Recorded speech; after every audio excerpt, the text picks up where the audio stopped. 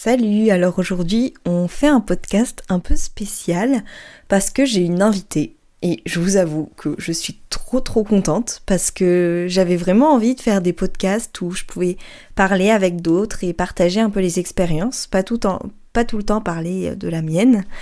Et donc voilà, je suis trop contente, j'ai trop hâte que vous puissiez écouter ce podcast, mais d'un autre côté je suis un peu stressée parce que c'est le tout premier podcast que je vais partager en fait avec une invitée.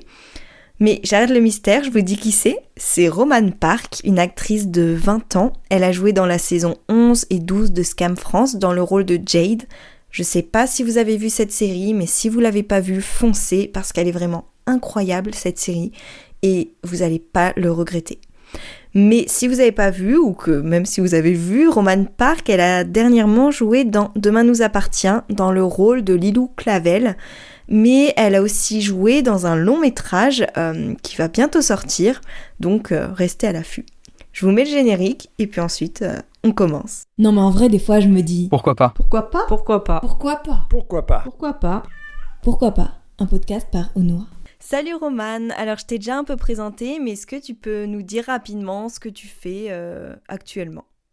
Bonjour, je m'appelle Romane Park, je suis comédienne et à côté je suis en 3e année de licence de cinéma. Avant ça j'ai fait un BTS audiovisuel en montage post-production, donc je suis aussi monteuse vidéo. Ok, ouais, donc tu travailles vraiment dans le domaine du cinéma en fait. Oui voilà, tant au niveau technique que du coup au niveau plus artistique avec la comédie. Ok, et c'est quoi que tu préfères, l'aspect technique ou plus l'aspect comédie ? Je sais pas s'il y a quelque chose que je préfère entre les deux. C'est très différent, mais en même temps c'est très complémentaire, on apprend des deux, donc je pense pas que j'ai quelque chose que je préfère, j'aime faire les deux choses, c'est pour ça que je les fais. Ouais, je vois. Et comment du coup tu as joué dans Scam, là dernièrement dans Demain nous appartient. Comment t'as réussi à trouver un peu ta place du coup dans l'industrie du cinéma et déjà, est-ce que tu penses que tu l'as maintenant ? C'est compliqué comme question puisque je sais pas si vraiment on peut se dire un jour qu'on a vraiment une place dans l'industrie. Moi je suis contente parce que j'ai eu des belles opportunités. Je pense que c'est surtout une histoire d'opportunités. J'ai eu des belles opportunités de jouer dans des projets qui étaient super et qui avaient une ampleur quand même un petit peu considérable. Et en tant que monteuse vidéo, j'ai pu faire plein de projets aussi. Donc oui, techniquement, j'ai travaillé dans l'industrie du cinéma. Donc forcément, en travaillant dedans, j'y ai participé. Mais on est quand même toujours à la recherche de projets et d'autres choses, quoi. Ouais, d'accord. Et pour, par exemple, là, Scam, qui était quand même un gros rôle qu'on t'a présenté, comment ça s'est passé ? C'est toi qui as passé les castings et tout, ou on est venu te chercher ? Non, surtout qu'à l'époque, c'est vrai que j'avais tourné dans des courts-métrages, mais j'avais pas fait de gros projets, donc j'ai vraiment passé le casting comme... En fait, le casting, il était vraiment ouvert à n'importe qui, même pour des gens qui n'avaient pas d'agent, donc j'ai vraiment fait toutes les étapes de casting comme n'importe qui. Il me semble que, du coup, il fallait envoyer d'abord une vidéo, donc faire une self-tape. Une fois que ça c'était validé, j'ai eu un premier rendez-vous, donc un casting. Cette fois-ci juste avec les directrices de casting, j'avais un texte à apprendre.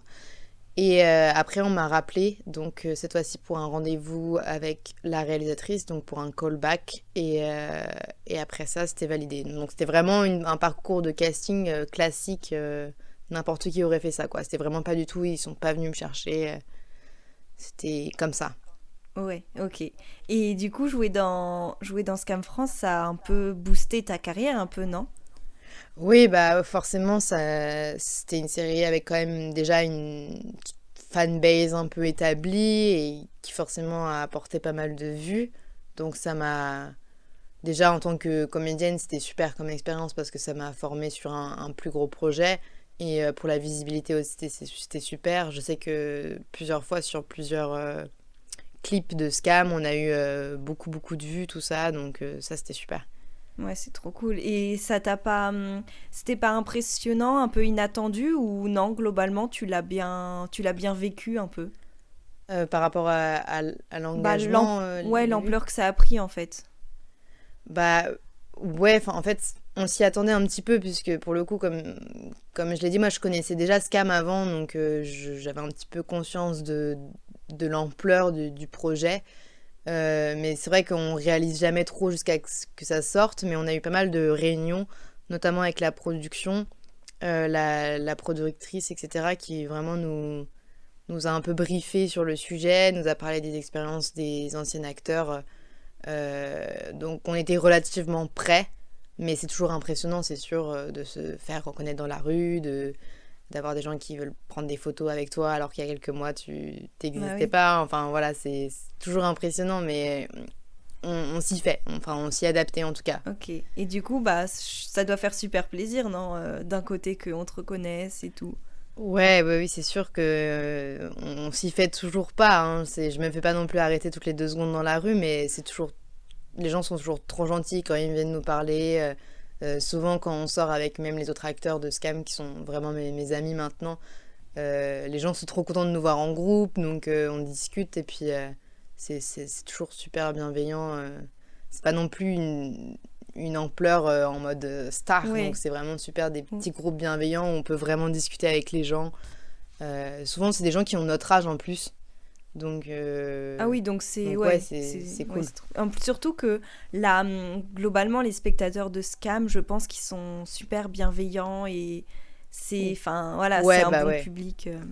Clairement, c'est un public qui va avec la série, je pense, qui est hyper ouvert, hyper queer. Euh, et euh, D'ailleurs, il y avait plein de mes amis qui regardaient Scam. C'est pas rare qu'en soirée, je me retrouve avec des gens qui ont regardé Scam et qui sont en mode ah, mais non, tout ça. Donc, Ouais, c'est marrant. ok, ouais. Et être actrice, c'était un rêve d'enfant ou c'est venu avec le temps, comme ça? Bah, pour le coup, c'était vraiment pas un rêve d'enfant dans le sens où ma famille, elle me répétait un petit peu, oui, faudrait que tu fasses du théâtre, etc. Et moi, je sais pas pourquoi j'ai toujours refusé parce que j'étais un petit peu timide. J'aimais bien participer en classe, mais j'étais pas non plus hyper extravertie. Et j'ai commencé le théâtre un petit peu par hasard parce qu'il y avait un atelier dans ma ville et ça m'a plu. Et après ça, j'ai pu faire plein d'autres choses avec le théâtre. Mais je me suis jamais dit, voilà, je veux absolument devenir comédienne. Ça a jamais été quelque chose de... En fait, juste, j'ai eu des opportunités. D'abord, j'ai tourné dans un premier court-métrage, puis un deuxième, puis un troisième. Et puis après, j'ai eu Scam, mais après, j'ai eu d'autres choses. Donc, c'était un petit peu un enchaînement d'opportunités qui font que je me suis dit, ok, peut-être que c'est possible, en fait. Peut-être que je peux devenir comédienne. En tout cas, je le suis actuellement, parce que je tourne. Donc, tourner, c'est être comédienne, finalement. Mais voilà, je me suis jamais dit, je veux à tout prix être comédienne.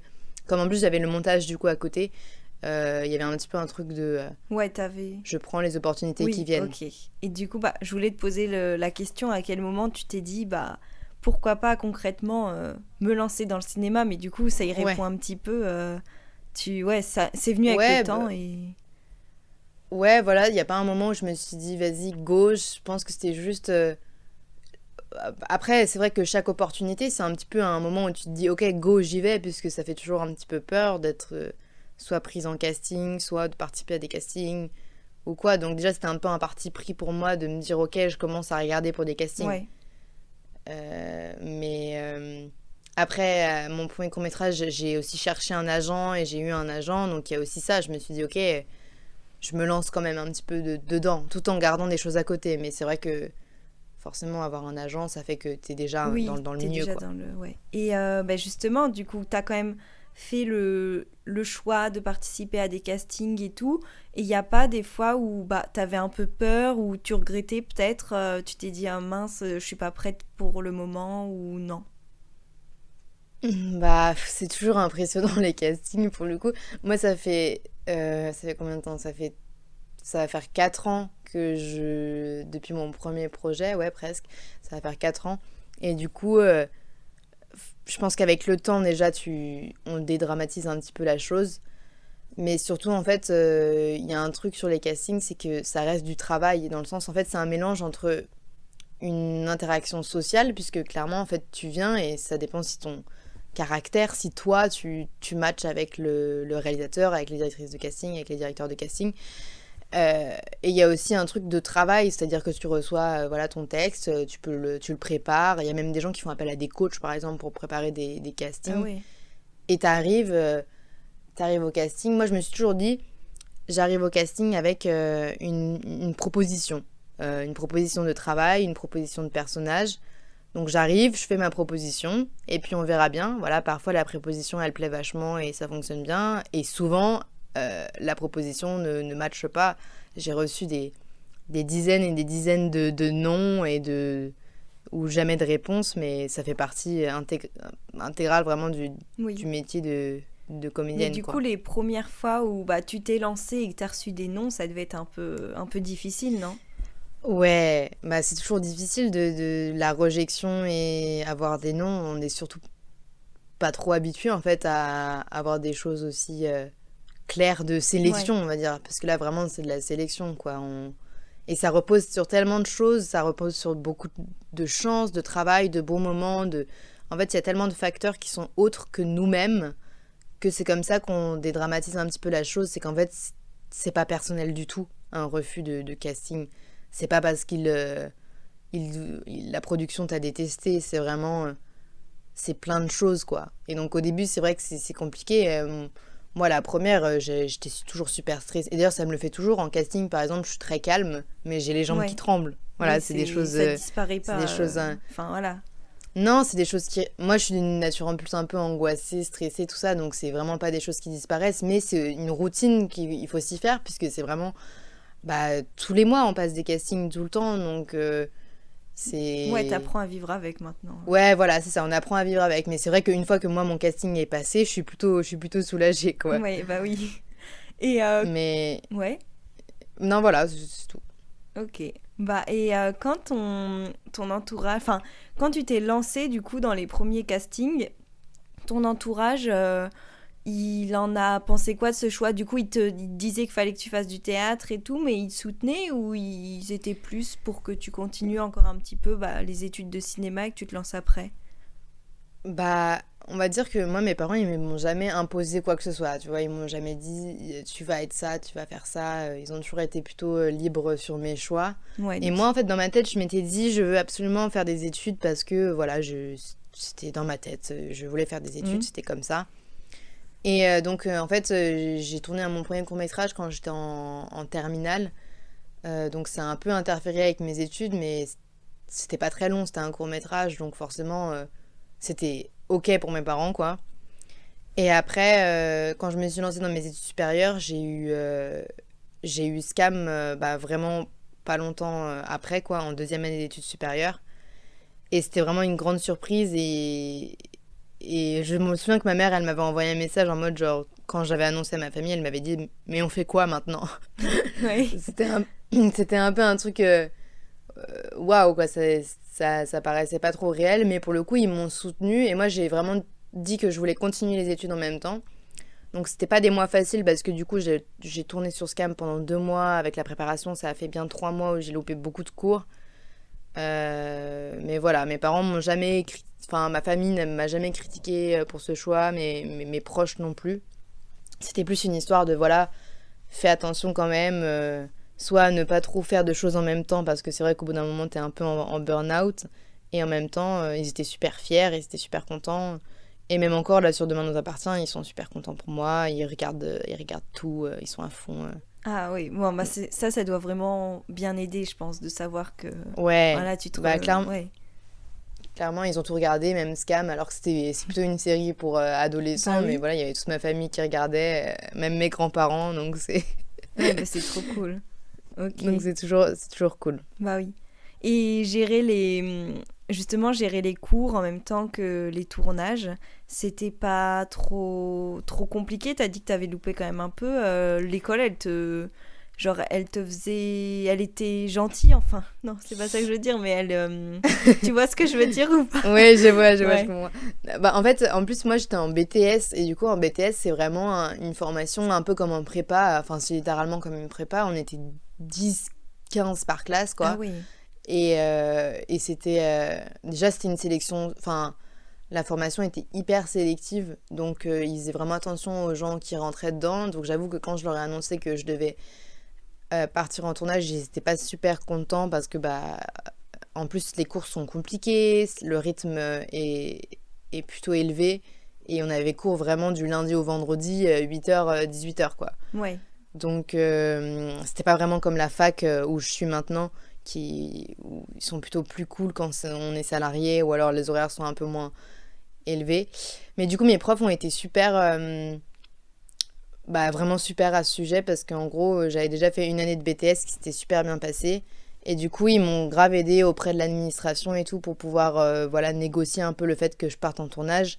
Et c'était vraiment avec la condition qu'une fois que le tournage était terminé, j'aurais rattrapé tous les cours. Ah oui, donc Du c'était coup, plus... c'était vraiment en mode il faut que je rattrape, même si je tournais non-stop, quoi. Ouais, et c'était Donc pas... j'ai tout rattrapé. C'était pas dur? Si, c'était dur. Ah oui. Si, c'était dur de faire les deux. En fait, une fois que j'ai fini le tournage, les autres personnes au BTS, ils étaient en stage. Et donc moi, pendant qu'ils étaient en stage, j'ai pu rattraper beaucoup de choses. Mais j'ai même fait des cours particuliers avec des profs, mes profs de BTS qui étaient trop sympas et qui m'ont proposé de m'aider et tout pour rattraper les cours. Donc c'était vraiment une collaboration. Mais j'avoue que j'ai vraiment été très stressée pendant des mois parce que j'avais beaucoup de retard sur les cours. Mais voilà, finalement, j'ai eu mon BTS. Oui, heureusement que t'étais bien entourée, quoi. Donc voilà, c'était compliqué, mais il fallait beaucoup de rigueur dans tout, quoi. Enfin, j'avais vraiment un emploi du temps assez précis. Et puis oui, heureusement qu'il y avait aussi les autres, que ce soit mes amis au BTS qui me rattrapaient les cours, ou en tournage, les horaires un peu cool pour que je puisse travailler et tout. Enfin bref, c'était un mélange des deux. Ouais, mais du coup, ça t'a permis... en fait, c'était une expérience un peu dure, mais maintenant, comme ça... Scam, c'est quand même assez... Ça a une grosse ampleur, donc c'est bien. Enfin, voilà, c'est un... Ouais, bah oui, ça forcément. Ouais. Je regrette pas du tout d'avoir fait ce choix. Je voulais pas abandonner les études, mais en même temps, je savais que c'était une opportunité unique et que je pouvais pas refuser Scam. Donc, Bah oui. je regrette pas du tout d'avoir décidé de faire les deux. Et la preuve, voilà, j'ai eu mon BTS parce que j'ai pu travailler, parce que je me suis tenue un petit peu à mes engagements.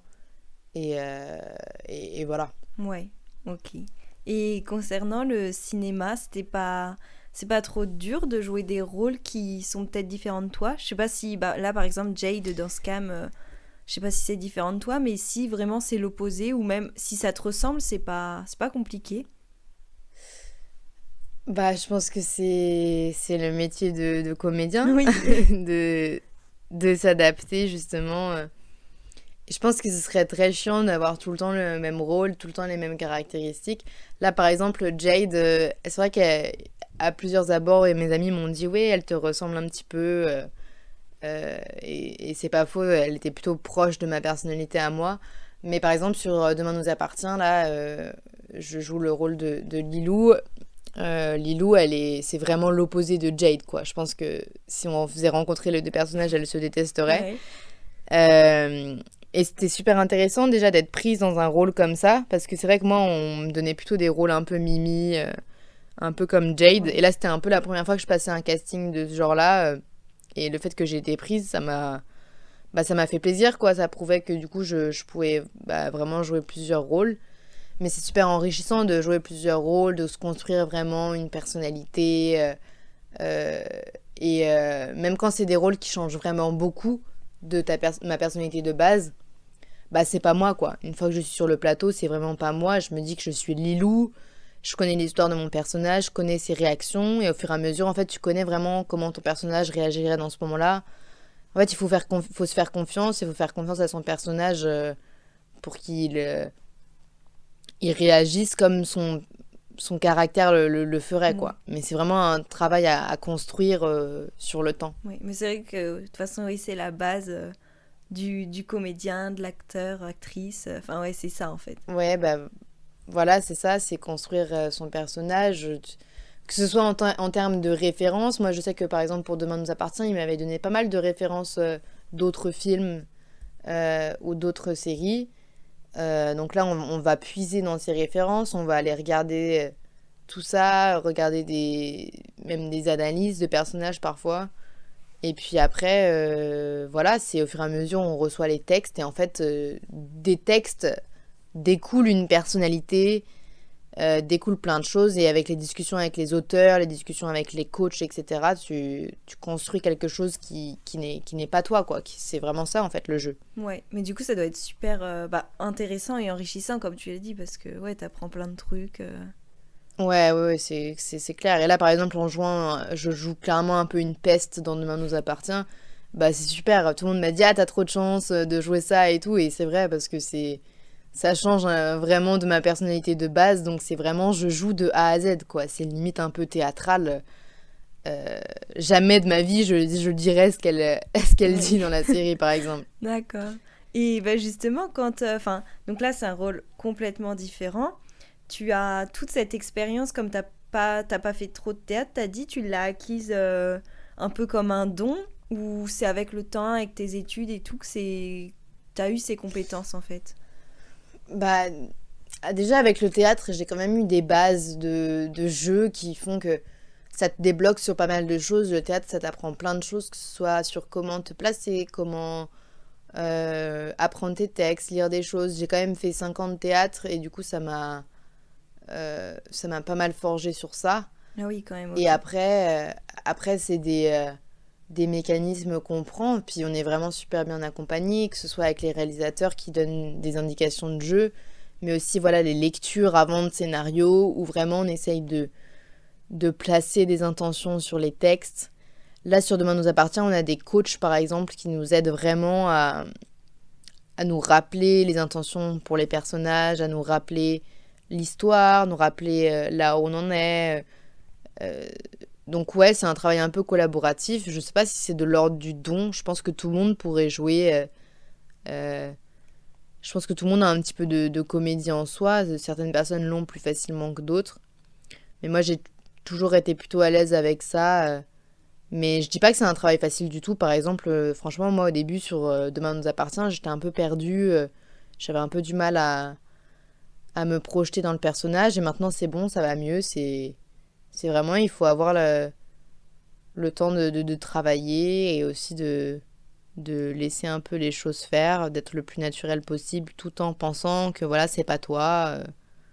C'est un Oh, peu un mix de tout ouais. ça. Ok, ouais, et puis se faire confiance, laisser les choses faire. Voilà. Ouais. Parfois, il faut écouter son... Ils disent ça souvent, c'est que parfois, il y a un peu des conflits d'intérêts sur genre comment on jouerait une scène. Et finalement, à la fin, le réalisateur te dira toujours un truc comme fais confiance à ton personnage, quoi. Parfois, c'est de l'ordre de l'inconscient, quoi, de comment est-ce que tu réagirais. Moi, je maîtrise pas toutes mes expressions faciales, par exemple, et quand je joue, bah, je joue vraiment et je réagis vraiment à ce que la personne me dit, quoi. Ouais, C'est... c'est. Mais je réagis comme si j'étais Lilou, pas comme si j'étais moi. Mm. Ouais, donc en fait la base c'est de prendre un peu possession du personnage comme tu l'avais dit. Ouais, clairement. Je suis pas super pour tout ce qui est méthode acting, donc les trucs qui sont en mode jouer son personnage 24 heures sur Oui, 24 non. quand t'es pas sur le tournage et tout. Il y a des acteurs qui le font pour des rôles qui sont très compliqués et je comprends en vrai. Ouais. Mais franchement, je trouve que il y a un truc de quand t'es en tournage, t'as tout le temps de préparation. Une fois que t'es sur le plateau, t'es transformé, quoi. T'es dans ton élément de travail, on va dire. Mm. Ouais, ça doit être une super expérience en vrai. Enfin, Ouais, c'est ouais. génial. Ok. Et bah, est-ce que tu aurais, pour terminer, des petits conseils pour ceux et celles qui écoutent et qui voudraient peut-être se lancer dans le cinéma ou...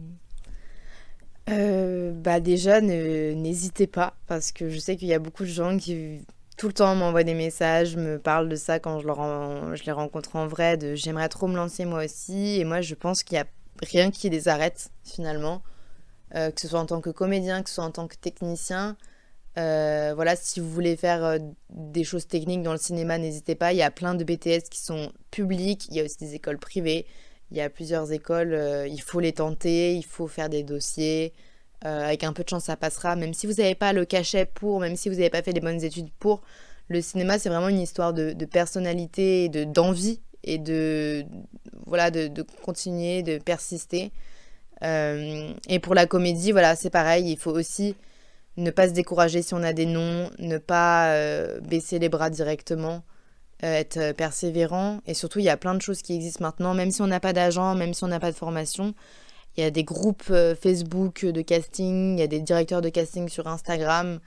C'est plutôt facile en fait d'aller sur des tournages, même en tant que figurant au début, pour voir comment ça se passe. Donc il faut être curieux et voilà, avoir l'envie d'essayer d'y aller quoi. Et si ça fonctionne pas, mais c'est pas grave, on réessayera et au bout d'un moment ça va finir par fonctionner. Franchement, ça je le dis, je le sais. Tous mes amis comédiens, tous mes amis techniciens, ils ont eu plein de moments où ils se sont dit qu'ils allaient abandonner ou alors que c'était pas pour eux. Et finalement, ils travaillent tous dans le cinéma maintenant et ils sont tous heureux comme ça, quoi. Ouais, faut persévérer et jamais être déçu finalement. Ouais, mais on peut être déçu. Je pense que même il faut laisser la place à la déception et que c'est normal, mais il faut pas laisser la déception... prendre toute la place. Ouais, prendre la place de tout le reste, quoi. Parce que si on s'arrête aux premières déceptions, que ce soit dans le cinéma ou dans la vie, on va pas aller bien loin, quoi. Bah oui. Donc ouais, voilà, ne pas hésiter. Et surtout, il faut un peu prendre les rênes. Parce que ça va pas nous arriver comme ça, quoi. C'est pas dans la rue, on va pas nous dire est-ce que tu veux jouer dans le prochain film de je sais pas qui.